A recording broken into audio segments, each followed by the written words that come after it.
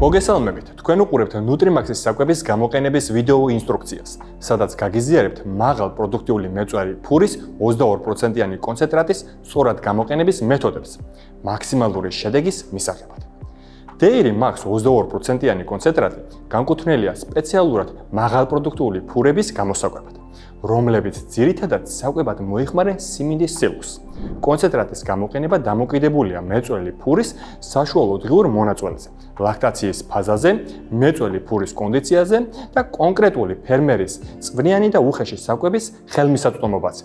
კონცენტრატი გამოიყენება სრულფასოვანი ულუფის მისაღებად და ერთ სულ ფურს მიეწოდება 6 კილოდან 9 კილომდე სილოსთან და უხეშ საკვებთან შერეულ მდგომარეობაში. გაითვალისწინეთ, რომ პირუტყვს ესაჭიროება 1 კვირა ნებისმიერ ახალ საკვებთან შესაჩერებლად.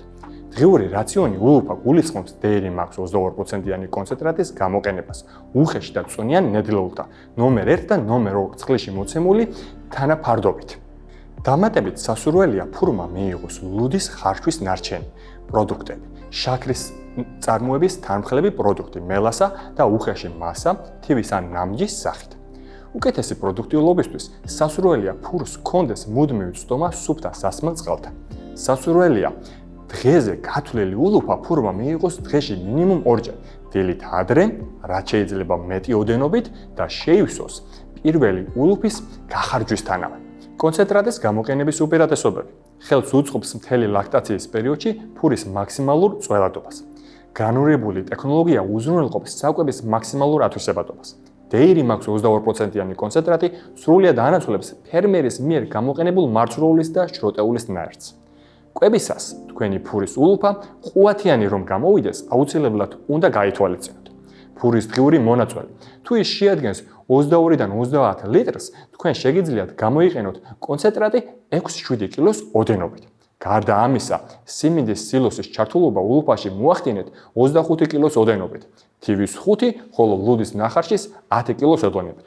ასევე თუ ფურის დღიური მონაწილე შეადგენს 35 litrსა და მეტს, რაციონში კონცენტრატის ჩართულობა უნდა იყოს 8-9 კილოს ოდენობით. გარდა ამისა, სიმინდის სილოსის ჩართულობა ულუფაში მოახდინეთ 30 კილოს ოდენობით, თივის 4, ხოლო ლუდის ნახარშის 10 კილოს ოდენობით. სასურველის შედეგის მისაღებად, გარდა ხარისხიანი საკვებისა, მნიშვნელოვანია მუდმივად ჰქონდეს მეწველ ფურს წვდომა სუფთა სასმელ წყალთან. შევუქმნათ შესაბამისი ოპტიმალური პირობები, მათ შორის ტემპერატურის და ტენიანობის კონტროლი, რათა მივიღოთ ნაკლები დანახარჯით მეტი შედეგი. ვიზრუნოთ ფურის ჯანმრთელობაზე და დავიცვათ დაავადებებისაგან. ყველა ზემოთ ჩამოთვლილი პროდუქტი გამზადებულია თანამედროვე ტექნოლოგიებით და აკმაყოფილებს საქართველოსა და ევროკავშირის სტანდარტებს.